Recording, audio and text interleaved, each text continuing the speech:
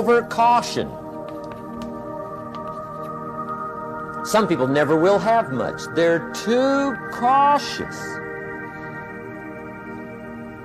Now, you can also be too reckless, but you can also be too cautious. This is called the timid approach to life. And my caution was always the risk. Risk used to drive me right up the wall. I used to say, what if this happens? It's called the language of the poor. What if this happens? And on top of that, if this was to happen, look at the fix I'd be in. I better not try. I could always ace myself out.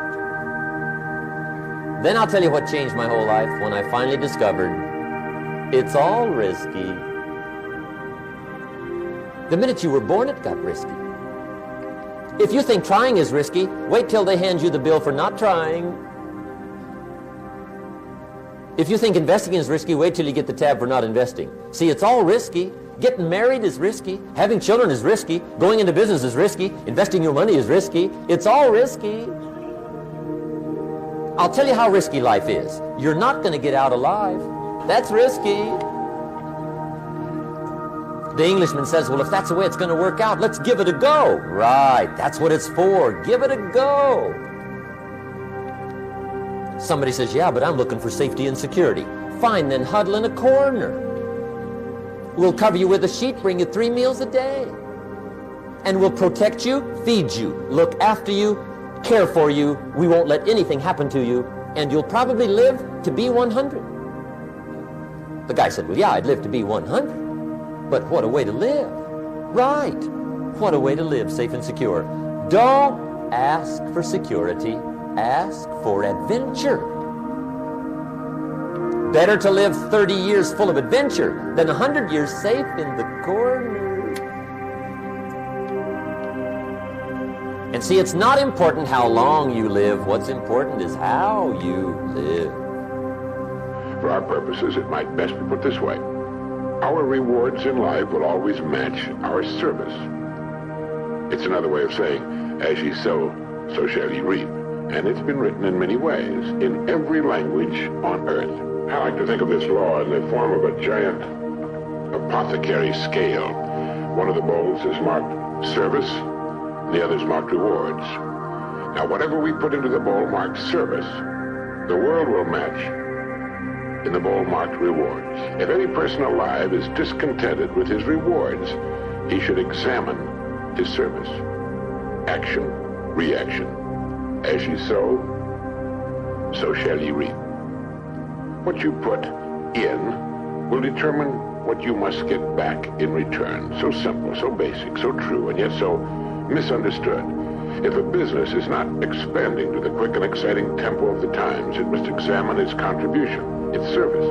If a person is unhappy with his income, he must examine and reevaluate his service. The law of cause and effect. This law has been written thousands of times by the greatest minds the world has produced, and as a result has appeared in many forms. For our purposes, it might best be put this way. Our rewards in life will always match our service. It's another way of saying, as ye sow, so shall ye reap. And it's been written in many ways, in every language on earth. So do this if you haven't already. Determine what it is you want. Look objectively at the place in which you now find yourself. Consider the distance separating you from your goal, and determine ways of increasing your service so you will build a bridge across it. This puts thinking and creative activity into living. It also assures us that our goals can be achieved by individual effort. A person's world can be compared to a plot of ground. It exists, it's there. It has inherent within itself an amazing potential, and it's prepared to react to man's every action. In fact, it must.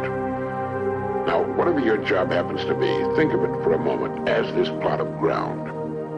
Planting the plot is only the first step. We are given the plot, and that's all we should be given.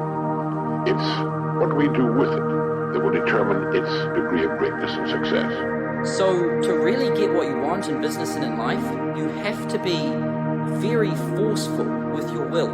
Like, you have to be deliberate and you have to premeditate what you want, and you have to come up with plans and really architect exactly what you're going to do, and then do it, regardless of how you feel on the day, or regardless of, you know, what things pop up.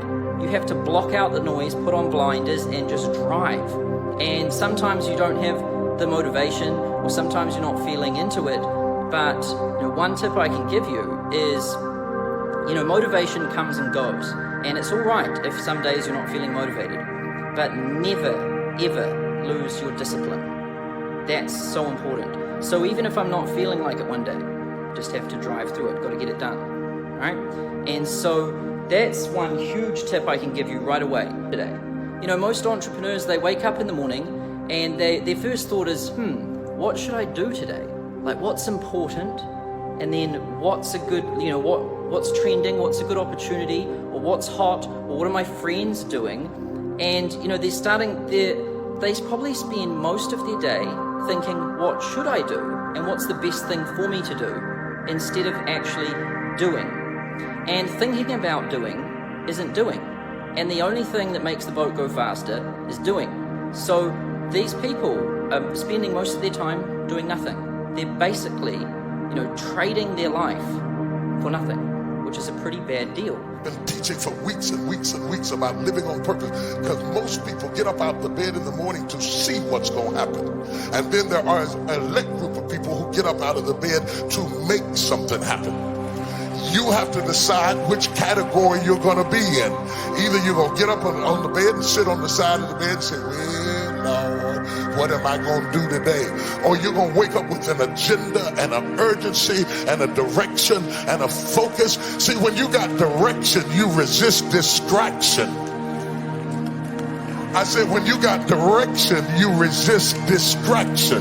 You know what is and is not on your agenda.